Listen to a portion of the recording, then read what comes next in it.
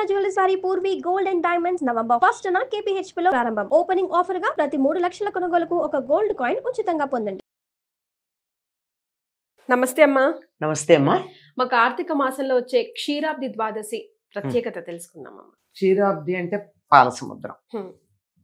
దీనికి ఒక పద్ధతి చెప్తారమ్మా. ఒక మానేడు అంటే అదొక కొలత, అడ్డ సోల అలాంటి వాటిల్లో అనమాట. బియ్యపిండి తీసుకుని పాలతో దాన్ని కలిపి చెరుకు గడలతో రోట్లో వేసి దంచుతారు. 3 ముద్దలు చేస్తారు. ఒకటేమో నివేదన చేస్తారు, ఒకటి బంధువులకు పంచుతారు, ఒకటేమో అందులో దంచి అందరూ తలో ప్రసాదంగా తీసుకుంటారు. ఏమిటంటే అదే పాల సముద్రం అనుకోవాలన్నమాట. ఆ బియ్యమును ఈ పాలు కలిపి పిండిలాగా ముద్దగా చేసింది రోట్లో పడి దంచుతూ ఉంటే చెరుకు గడలతో అలా దంచుతూ ఉంటే చినుకులు ఎంత పడితే అంత శుభం అని చెప్తూ ఉంటారు. ఇది విష్ణువుని పూజించి చేసే పని. అంటే సముద్ర మథనం అనేది అక్కడ సంకేతంగా చెప్పడం. సముద్రం కదా, క్షీరాబ్ది ద్వాదశి అన్నాం కదా, సముద్రానికి ప్రాధాన్యం ఇస్తూ ఇది. అయితే దీనికి సంబంధించి ఒక ఇతివృత్తం ఉంది. ఈరోజు విష్ణువుని పూజిస్తే ఎంత ఫలితం ఉంటుంది అనడానికి. ఒకప్పుడు ఒక మంచి వేద పండితుడైన బ్రాహ్మణుడు ఉండేవాడు. ఆయనకి చాలా కాలానికి సంతానం లేదు. సంతానం లేకపోతే తపస్సు చేశాడు. చేస్తే విష్ణుమూర్తి కనపడ్డాడు. కనపడితే ఏం కావాలంటే విష్ణు ప్రత్యక్షమైతే నాకు మోక్షం ఇవ్వమని అడగకుండా నాకు సంతానం కావాలని అడిగాడు. అడిగితే ఆయన అన్నాడు, ఆయుర్దాయం లేని కొడుకు కావాలా, 5వ తనం లేని కూతురు కావాలా అని అడిగాడు. సాధారణంగా ఇవే ఉంటాయి. లేని దాన్ని పొందాలంటే ఏదో ఒక కొరత ఉంటుంది. మనం ఇంగ్లీష్ లో క్వెర్రీ అంటాం, తెలుగులో కొరత అంటాం. ఆ కొరత ఉండేది. సరే 5వ తనం లేకపోయినా పర్వాలా, ఎక్కువ కాలం బతికుండే అమ్మాయే కావాలన్నాడు. అంతవరకు బాగానే ఉంది. కానీ ఆయనకు కూతురు పుట్టింది. ఆ అమ్మాయి చాలా కఠినాత్మురాల్లాగా ఉంది. వివాహం చేశాడు. 2 నెలల కల్లా భర్త పోయాడు. వైధవ్యం ఉంది కదా ఆవిడికి, రాసి పెట్టింది. పోతే సరే కొంతకాలానికి తల్లిదండ్రి కూడా గతించారు. ఇంత కఠినంగా ఉండడానికి ఆవిడ పరిస్థితులు కూడా కారణమేమో అనిపిస్తుంది. అంతే కదా, భర్త లేడు, తల్లి తండ్రి లేరు, ఒంటరిగా జీవితం గడపాలి, నా అన్న వాళ్ళు ఎవరు ఉన్నట్లేరు. మరి అట్లాంటప్పుడు మనిషికి కొంచెం కఠినత్వం ఉండడం సహజం. పైగా కఠినత్వంలో పాటు పీనాస్తనం కూడా ఉంది, పిసినారు. అంటే మరి భద్రత కష్టం కదా, జీవితం ఎలా గడుస్తుంది అన్నది ఉంటుందిగా. అందుకని ఎవ్వరికి ఏమి ఇచ్చేది కాదుట పీనాస్తనంతో. ఎవరు వచ్చినా నాస్తి నాస్తి అనేదిట. అంటే లేదు లేదు లేదు అని. అందుకని నాస్తి నారాయణమ్మ అని పెట్టారు. ఇలో నారాయణమ్మ అని కూడా అంటారు తెలుగులో వాడిని.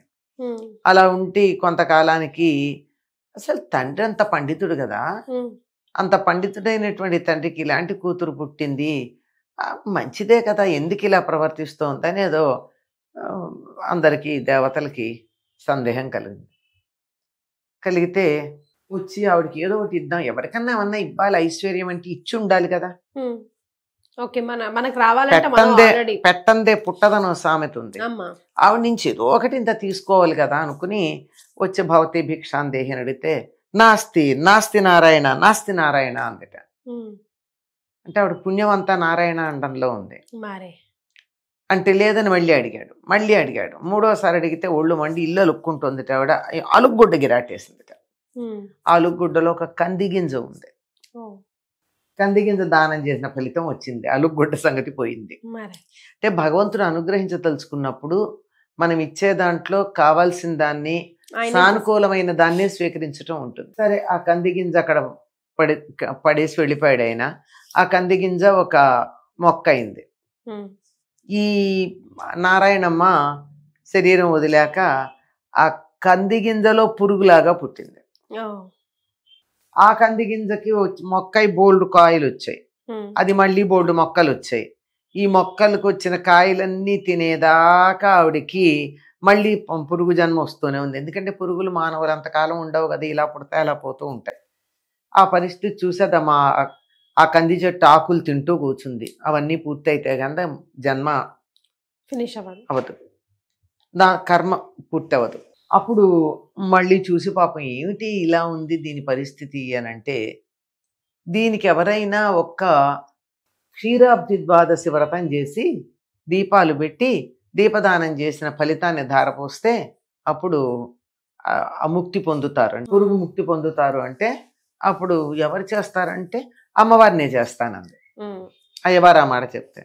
వెంటనే అక్కడికక్కడ వాళ్ళు సంకల్పం చేసుకుని, వాళ్ళకైతే ప్రత్యేకంగా తిథి రావాల్సిన పని లేదు కదా, సంకల్పం చేసుకుని ఆ దీపదాన ఫలాన్ని ఆవిడికి ధారపోస్తే దాంతో ఆవిడికి ముక్తి లభించింది అంటారు. ఇది క్షీరాబ్ది ద్వాదశి నాడు దీపదానం చేస్తే వచ్చేటటువంటి ఫలం. అందుకే క్షీరాబ్ది ద్వాదశి నాడు కూడా దీపావళి రోజులాగా బోలెడు దీపాలు పెట్టి అవన్నీ తులసి దగ్గర పెడతారు. కొంతమంది ఆ రోజు దీపదానం కూడా చేస్తారు. అంటే దీపాన్ని చక్కగా పిండితో దీపం తయారు చేసి ప్రమిద చేసి దాంట్లో ఆవునేతితో దీపం వెలిగించి వెలుగుతున్నటువంటి దీపంతో సహా దక్షిణ ఇత్యాదులన్నీ ఇచ్చి ఒక బ్రాహ్మణుడికి దానం ఇవ్వడం, ఇలా చేయడం. దీపదానం నెలంతా చేసేవాళ్ళు ఉన్నారు.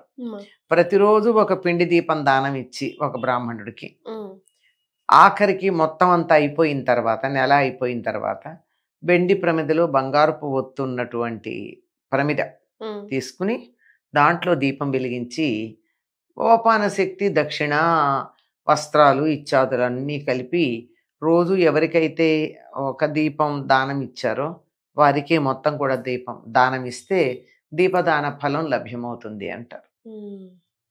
అది ఈ కథలో మనకి తెలిసేది. కనుక భగవద్ అనుగ్రహం కనుక ఉన్నట్టయితే వాళ్ళే మనకి ఉద్ధరించబడ్డాన్ని మార్గం చూపిస్తారు. మనకి ప్రాప్తం లేనటువంటి వాటి జోలికి వెళ్ళినట్టయితే ఎక్కడో అక్కడి నుంచి కొంత పుణ్యఫలం తీసి అక్కడ ఇవ్వడం జరుగుతుంది. అక్కడ ఖాళీ ఉంటుంది. పిల్లలు లేరు అన్న చోట ఊరుకోవచ్చు కదా, మాకు ఐదోతనం పోయినా ఐదోతనం లేకపోయినా పర్వాలేదు, కూతురు కావాలని కోరుకున్నారే, లేదా ఆయుర్దాయం లేని కొడుకైనా సరే అన్నారు కదా, ఈ రెండు కూడా కోరుకోదగినవి కదా, లేకపోవడమే మంచిది.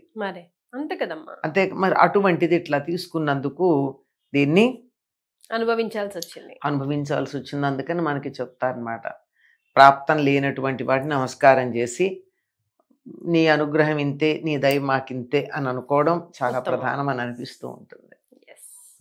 చాలా సంతోషం అమ్మా, ధన్యవాదాలు.